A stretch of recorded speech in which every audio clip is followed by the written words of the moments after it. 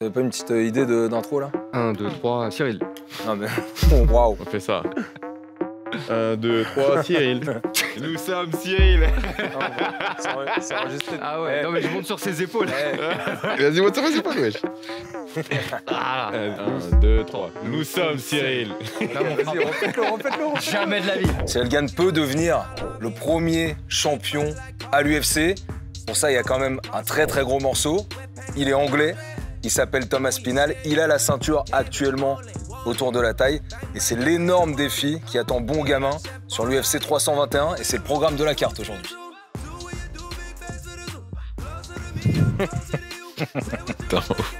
N'importe quoi.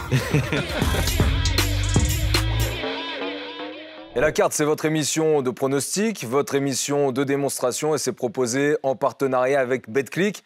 BetClick qui est l'appli officielle pour parier sur les combats à l'UFC. Taylor Lapillus, Antoine Simon, toujours à mes côtés.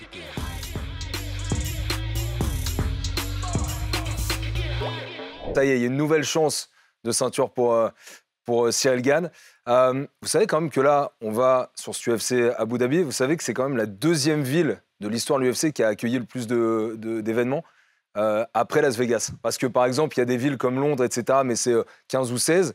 Mais comme il y a eu beaucoup d'événements aussi après le Covid, eh ben, c'est ce qui fait que maintenant, Abu Dhabi est la ville après Las Vegas à avoir accueilli le plus d'événements UFC. Stat hyper intéressante. Et là, pour ce fight, on est content. En plus, on le rappelle, même pour la France, c'est cool parce que ça va être sur des heures européennes. Donc ça va être en prime time et sur MC Sport. Les deux autres, Taylor, on y était, hein, contre Ngannou, contre Jones. C'était à Los Angeles puis à Las Vegas. Donc il fallait quand même se lever au milieu de la nuit. Là, ça va changer aussi beaucoup de choses pour le public français de pouvoir le voir en prime. Bah, bien sûr, parce qu'on va pouvoir voir ces combats-là. Et il sera à 21h30, 22h. Ouais. Et tout de suite, ça change. Ça change. Et on sait que c'est quand même une contrainte. Nous, on le fait tous les week-ends avec Antoine, mais c'est quand Bénévolement même en une plus. contrainte, oui, en plus. On vient pour le plaisir, vous le savez. Donc, du coup, forcément, venir à 4h du matin, ça change. Donc voilà, là, au moins, il n'y aura pas ça.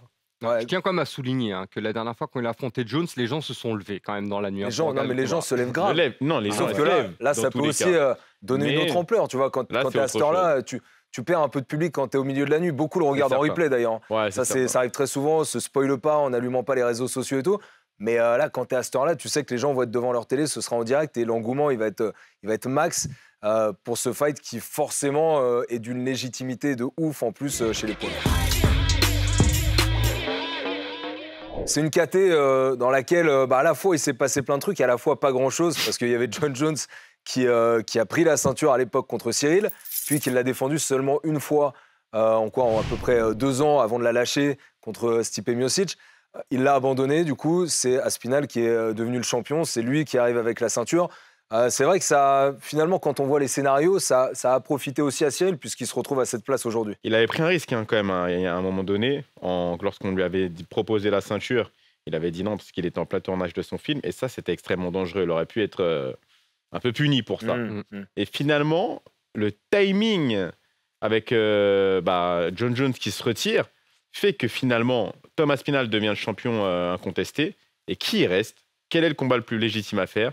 Eh ben, c'est Cyril. Depuis que Cyril est là, en vrai, il s'est imposé comme le gars hyper légitime. Pour un poids lourd, il bouge comme personne.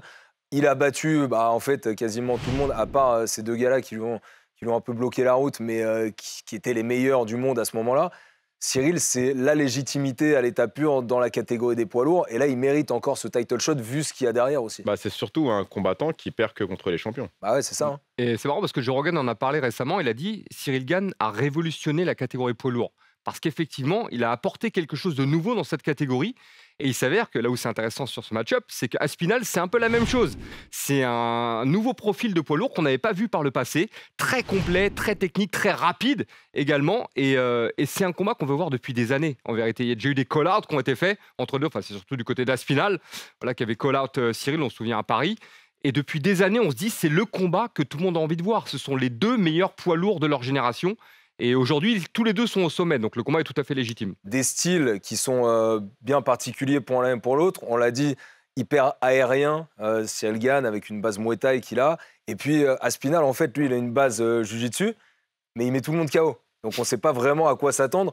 Là, tu t'attends à quoi, Taylor, sur ce fight? Est-ce que Est-ce que Aspinall, il va essayer de marcher tout de suite sur Cyril en avançant et en allant striker, ou est-ce qu'il va adopter une autre stratégie, sachant que, attention, Cyril, il est aussi allé se préparer à Dubaï. Il a fait une prépa qu'il n'avait jamais faite avant, avec un sérieux et un camp qui a été assez inédit. Tu t'attends à voir quel combat, là? Écoute, moi je pense que Aspinall va essayer de faire du Aspinall au départ, c'est-à-dire qu'il va essayer d'être agressif avec ses frappes. Si jamais ça ne fonctionne pas, il aura son plan B qui va être d'essayer d'amener Cyril au sol parce que dans l'imaginaire collectif, soyons honnêtes, on se dit que c'est la lacune que Cyril a. Donc voilà, je pense que ça sera en 2 étapes. Soit il arrive à le mettre KO et le connecter rapidement, soit sinon il va tenter le striking et si ça passe pas, il va passer par la lutte. Bon, vous le savez, ce que j'aime bien faire, c'est quand même la question pour Antoine. Bien sûr, j'en ai une aujourd'hui. Et Antoine, qu'est-ce que tu crois? On travaille. J'espère qu'elle est plus simple que la dernière fois. On travaille. Ouais, la dernière fois, elle était un peu dure. Là, je pense qu'elle est plus dans tes cordes. Il va falloir quand même remonter un petit peu dans tes souvenirs. On l'a dit, il y a quand même un parcours de Cyril Gane qui est hyper intéressant à l'UFC. Cite-moi tous les combats qu'il a fait à l'UFC avant d'arriver à Francis Ngannou. Je suis sûr que toi, tu les as au final. Alors, faut vraiment se creuser la tête, mais c'est possible. Prends par l'inverse si tu veux. Le premier combat qu'il fait, c'est contre le Brésilien. Là. Je ne me souviens plus de son nom. Comment il s'appelle déjà Rafael Pessoa. Voilà, ça c'est le premier. Ça c'est le premier. Ensuite, il prend Rafael Pessoa. Ensuite, il prend Don Talemayes. Ouais, où il lui met la clé de talon à quelques secondes de la fin. Ensuite, il prend. Il y en a un autre là. Prend l'autre là, le Canadien. Ouais, exactement. Comment il s'appelle Bomber. Non, allez, je te le donne. Tanner Bowser. Voilà. Et après là, ça se simplifie normalement. Il y a eu Junior Dos Santos. Voilà, bravo. Derrière. Ensuite, il prend Volkov. Non. Ouais, il prend Volkov et juste avant, il prend un autre mec. Il prend l'autre là, la tortue. Rozenstruik. Rozenstruik. Et puis la ceinture intérimaire. Voilà, on les a fait. Pessoa, Mize, Bowser, JDS, Rozenstruik, Volkov, Lewis. C'est quand même un parcours, là on peut rien lui enlever, il n'y a pas une question de hype ou quoi que ce soit. Quand tu as tapé ces mecs-là... C'est ça, c'est qu'il y a 4-5 ans, certains, c'était pas la même chose qu'aujourd'hui. Donc je pense à Rozenstruik par exemple. Et puis derrière, tout de suite, il y a un step-up avec Junior Dos Santos, Rozenstruik, etc. Et sur lesquels il passe à chaque fois. Donc, c'est un parcours classique à l'UFC. Quand vous débutez chez les poids lourds, on voit le parcours d'Aspinall, c'est un peu la même chose. Le parcours même de Francis Ngannou, c'est un peu la même chose. J'ai la sensation que Francis a eu un parcours un peu plus rapide. Plus rapide, quand même, pense aussi. Pour aller au titre. Bah ouais.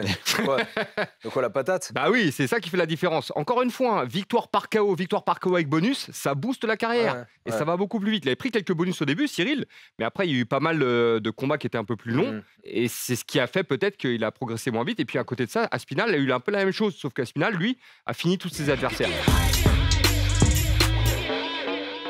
Cyril, il avait perdu à la décision décevante contre Ngannou en 2022. Combat qui nous avait un peu traumatisé en 2023 contre John Jones. Cette fois-ci, qu'est-ce qu'il va devoir faire contre le champion actuel Tom Aspinall? Antoine, tu vas nous donner la clé d'Aspinall. Le champion, lui, va devoir faire quoi pour freiner et empêcher son challenger d'y aller? Écoute, Aspinall, il est très doué, très complet et il va faire ce qu'il sait faire. Tous ces combats, en général, durent 1 minute ou 2, pas plus. Donc il avance tout de suite déjà. Et le secret, c'est simple. Là, je vais faire Cyril, donc très sautillant. Cyril, Aspinall, son truc, c'est le blitz. On en parle souvent de ce terme.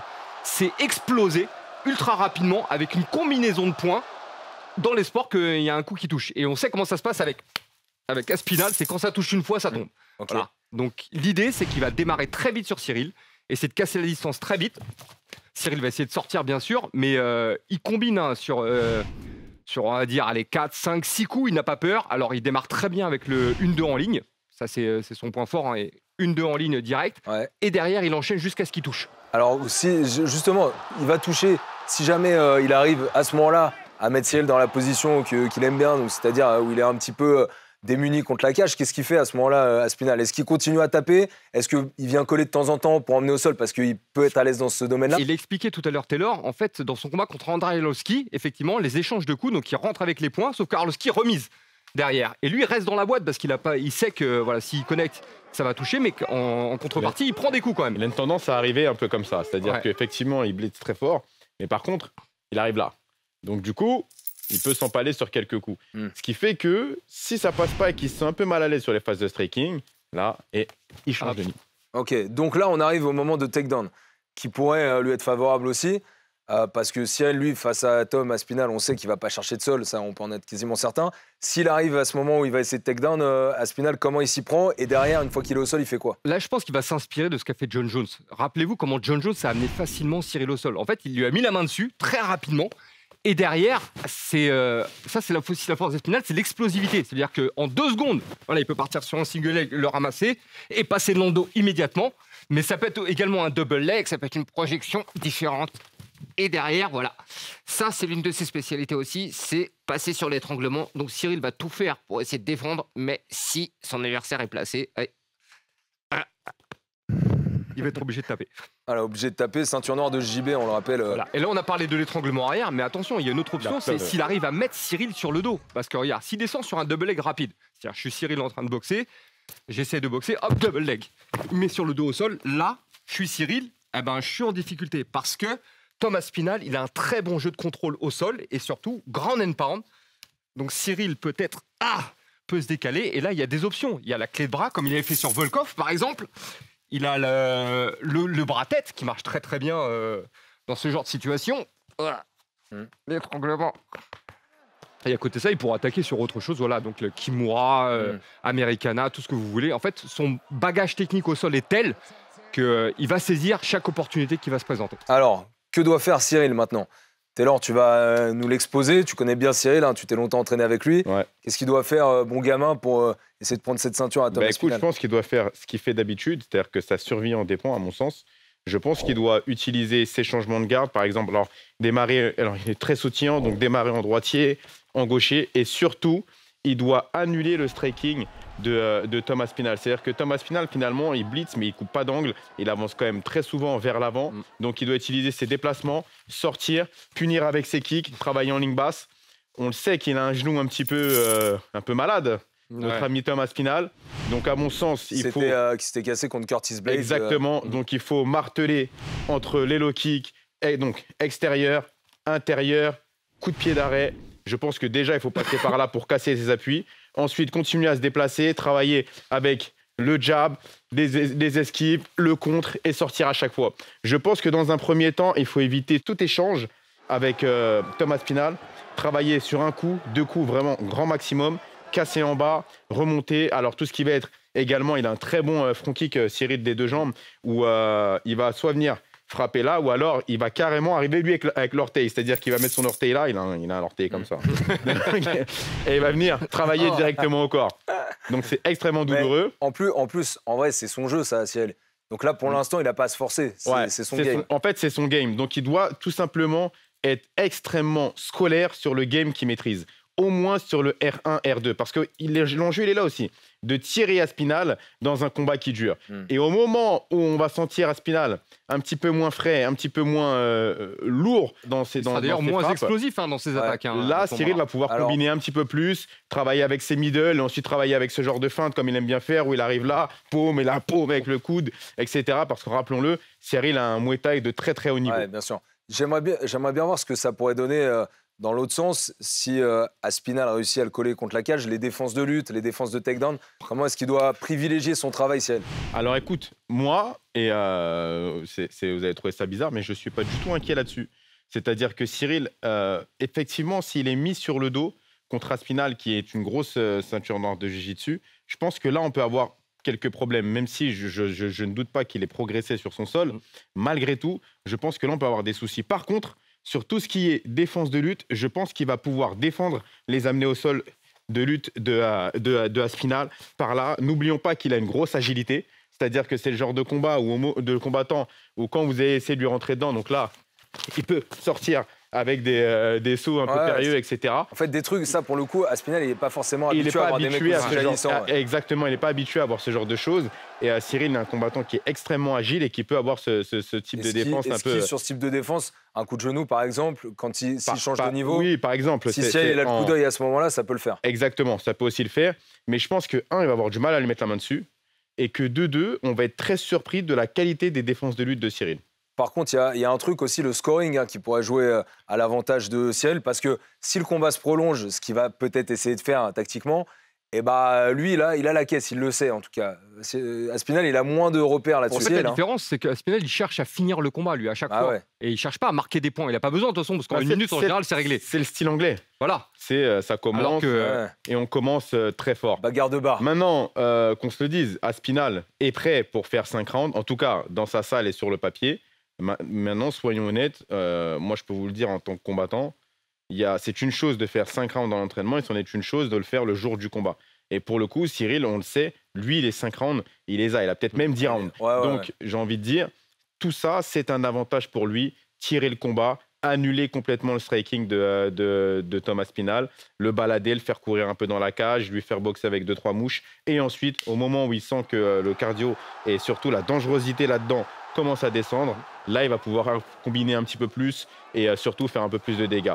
Donc, moi, je vois vraiment un combat très stratégique et très intelligent de la part de Cyril, où peut-être que de temps en temps, il pourra laisser passer un round parce qu'il y en a 5, mais je le vois globalement dominer ce combat. Aspinall, il ne les bloque pas, les low kicks. Donc, à partir du moment où il va prendre quelques low kicks là, à l'intérieur, des calf kicks et des coups de pied d'arrêt, ce que maîtrise très bien Cyril, bah, quand on va le voir qu'il est un peu comme ça, c'est des dégâts.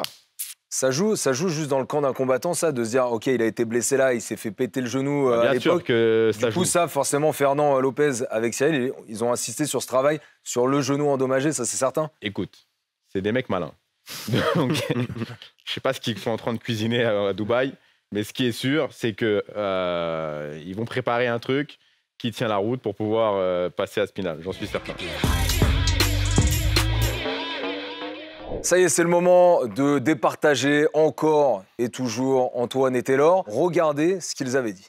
Je pense que Manon va s'imposer par décision au terme des 3 rounds. Moi, je pense que Manon va s'imposer sur ce combat. Donc je dirais peut-être Allen et peut-être par décision. Je pense que c'est De Ridder qui va s'imposer sur ce fight. Bon, on a l'habitude d'avoir Antoine Simon un petit peu à la traîne pour ce qui est des pronostics. Donc, c'est très récent, Taylor, il a eu un coup de bol il n'y a pas longtemps. Taylor, sur les démonstrations, il te met des 18 à tous les rounds. C'est des démonstrations, des décisions unanimes, tout ce que tu veux.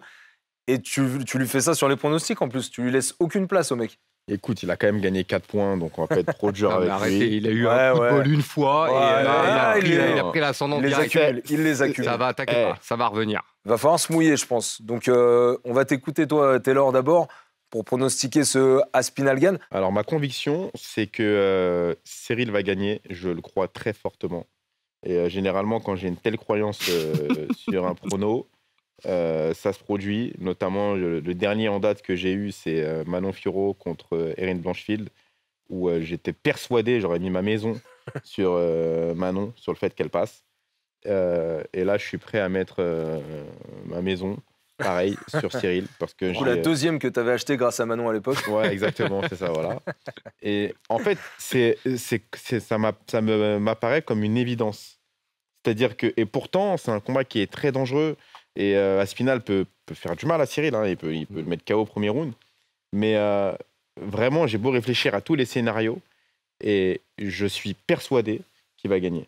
Donc, moi, je vois une décision de Cyril. Je pense que l'expérience, l'intelligence de Cyril et la variété de son jeu fait qu'il va s'imposer sur ce combat-là. Si elle gagne par décision pour Taylor Lapillus. Alors, il faut que potentiellement que tu te mouilles, Antoine, parce que là, si tu veux faire la différence et peut-être prendre un point à Taylor, il faut que tu prennes un risque. Hein. Je veux pas te pousser, mais... Non, mais je vais être honnête, je pense aussi que Cyril va gagner. Sur le papier, en fait, il a tout ce qu'il faut pour contrer Thomas Spinal. Thomas Spinal, c'est un jeu qui peut poser des problèmes à beaucoup de poids lourds à l'UFC, mais le jeu de Cyril est vraiment adapté. Voilà. Malgré tout, comme je suis en retard et que là, j'ai un peu la pression, en plus... Taylor n'arrête pas de se la raconter depuis qu'il a pris de l'avance. J'ai rien dit, mais, écoute, mais bon. Non, mais je vais miser sur Aspinal. Quand même. Je vais tenter Aspinal. Si ça se fait, je pense que Aspinal, c'est la clé. C'est où il le démarre très vite dès le premier round et il surprend Cyril avant même que Cyril ait eu le temps de mettre la machine en route. Ou alors il arrive à le mettre au sol rapidement comme a pu le faire John Jones. Et dans ce cas-là, il part très vite sur une soumission. Je vois mal Aspinal s'imposer par décision parce qu'on n'a jamais vu en fait dépasser le premier round. Victoire avant la limite. Je vois une victoire avant la limite d'Aspinal si Aspinal doit s'imposer. Ok, très bien. Alors, et je vais dire Aspinal. Donc, Aspinal, on sent que ton cœur ballotte un petit peu entre les deux, mais non, mais je pense que Cyril a les armes pour le faire. Mais le choix de la raison là par rapport à la situation face à Taylor, mais c'est lui, il m'a provoqué, c'est pour ça. Bon, en tout cas, voilà, je pense que c'est la meilleure supercote qu'on ait proposée. Franchement, franchement, on en a parlé juste un petit peu avant. Regardez sur le téléphone de Taylor sur BetClick. Franchement, c'est simple. Thomas Spinal, il n'est jamais allé au round 3. Voilà, il l'a jamais vu de sa carrière. Donc c'est assez fou. Moi, ce que je vous propose, c'est potentiellement Cyril Gane qui l'emporte par KO TKO à la 3e reprise. Allez voir ce que ça donne sur BetClick. Sincèrement, ça vaut très très largement le coup de tenter un petit quelque chose dans ce sens-là. Bon, aujourd'hui, on n'a fait qu'un seul combat, donc il n'y a pas de super combiné. Mais bon, la super cote qu'on a proposée, je pense qu'elle comble un petit peu ce manque de super combiné à la fin. Elle est au-dessus de tous les super combinés qu'on a fait jusque-là. Elle est au-dessus. On espère que ça pourra vous rendre riche, peut-être, vous qui nous écoutez dans la carte. En tout cas, prenez toutes les précautions, évidemment, lorsque vous pariez, parce que c'est pas forcément donné à tout le monde et il faut faire très attention quand on le fait aussi. Antoine Taylor, merci beaucoup. Merci, c'était cool. Je prends Taylor avec moi pour le coup de poing, ça te va? Oui, vas-y. Je laisse un petit peu Non, prends-le pour le kick. Ah non, vas-y, ça c'est pour le prochain épisode. Taylor, on est en prime time. Ouais. Ok, c'est l'UFC 321, ça arrive sur MC Sport. Et on a peut-être enfin un champion du monde français à l'UFC, Cyril Gane, qui va essayer de battre Tom Aspinall pour la ceinture chez les poids lourds. Merci à toutes celles et ceux qui nous regardent. Merci à tous ceux qui travaillent dessus aussi, avec Nathan à la prod, avec Salim à la réalisation, avec Anto au montage, avec Laurent Duplouy à la rédaction en chef. À très très vite dans la carte. Ciao.